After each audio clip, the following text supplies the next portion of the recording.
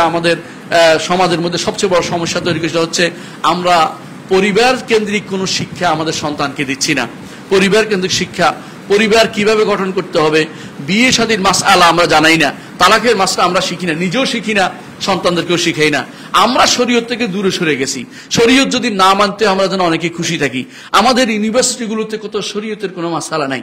আপনারা আশ্চর্য হবেন যে ইউনিভার্সিটিগুলোতে কোনো কুল্লিয়াতুশ শরিয়া নাই, অর্থাৎ শরিয়া নামক কোনো কুল্লি ফ্যাকাল্টি থাকতে নাই, কোনো ফেকা নাই, কোনো উসুল নাই, কোনো শরীক কাদা নাই, কোনো কিছু নাই। ইসলাম যেখানে শিখতে হবে এই ইউনিভার্সিটিগুলোতে আমাদের এমন জিনিস শিক্ষা দিচ্ছে শুধু দুনিয়ার দুনিয়া দুনিয়ার দুনিয়া।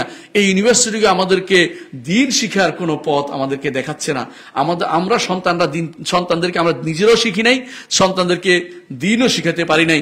এই কারণে আমরা পরিবারগুলো রক্ষা করতে পারছি না, যে কারণে আমাদের পরিবারগুলো ধ্বংস হয়ে যাচ্ছে। এর মূল কারণ হচ্ছে ইসলামী শিক্ষা আমাদের অভাব। ইসলামী শিক্ষা আমরা পাচ্ছি না।